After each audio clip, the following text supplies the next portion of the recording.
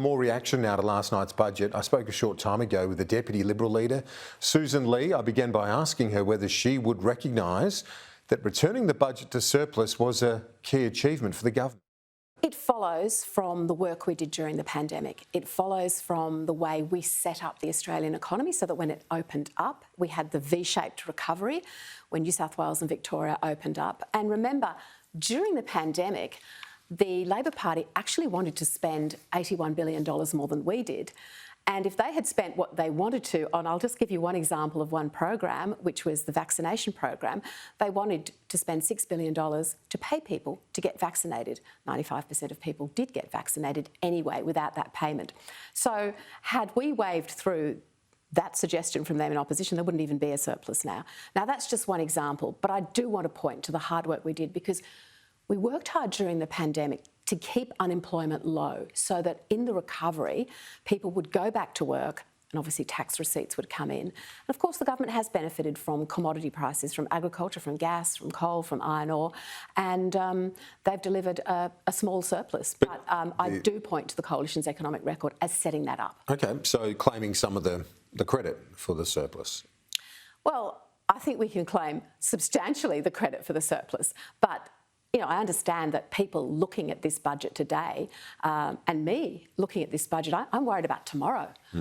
Yes, I'm pointing to yesterday because it's important, but I'm worried about tomorrow, and I'm worried about a budget that actually spends $2 for every $1 that it saves, spends $185 billion extra over the forwards.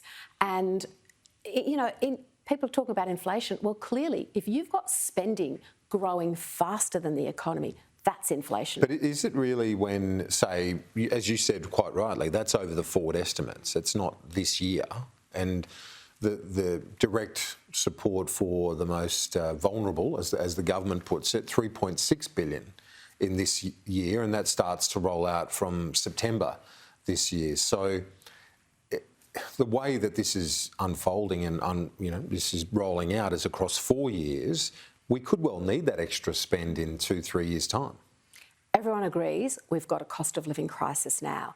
Now, when you talk about the most vulnerable, and the government has spent time talking about them, and I appreciate the circumstances that vulnerable people are in, but I absolutely know that the cost of living crisis hits them the hardest. So if you don't have a proper plan to tackle inflation and therefore bring down the cost of groceries, the cost of petrol at the pump, the cost of energy and power. I mean, there is a bit of an effort to do that, but it's not really going to help people when their power bills are skyrocketing. If you don't do that, you hit those vulnerable people the hardest. The Treasury numbers and analysis suggest this budget is not inflationary.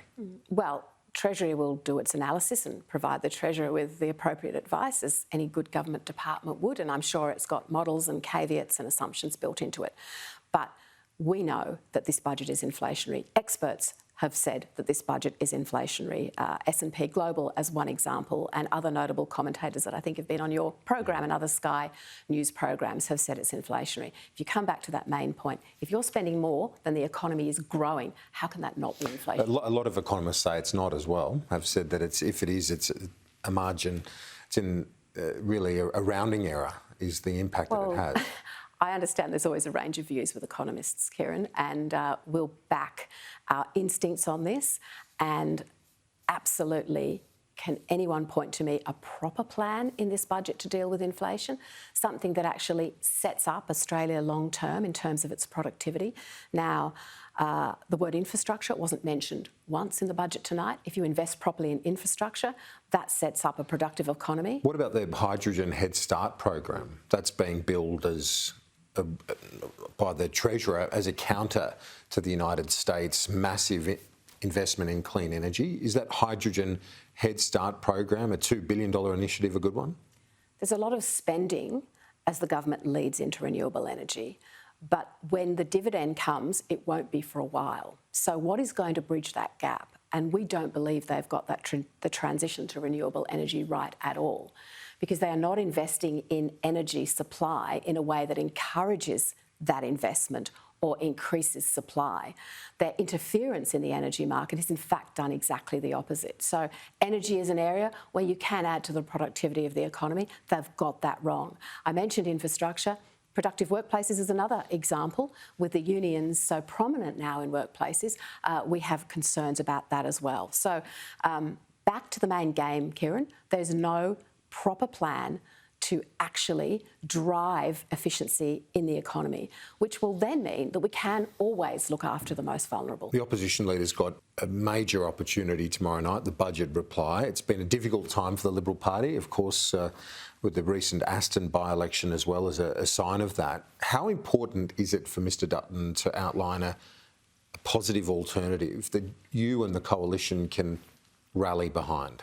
Peter Dutton will outline a positive alternative, as you say. It will go to our values, it will go to the aspirations of Australians, it will go to our faith in them and their future. Some new policy? How we want to back them and their families, yes. And I'll leave those remarks to Peter on the night. I was here when Peter Dutton made his first budget and response speech in October last year. I thought it was one of the best speeches he's ever made. It showed him the person, his conviction. He's always been a conviction politician.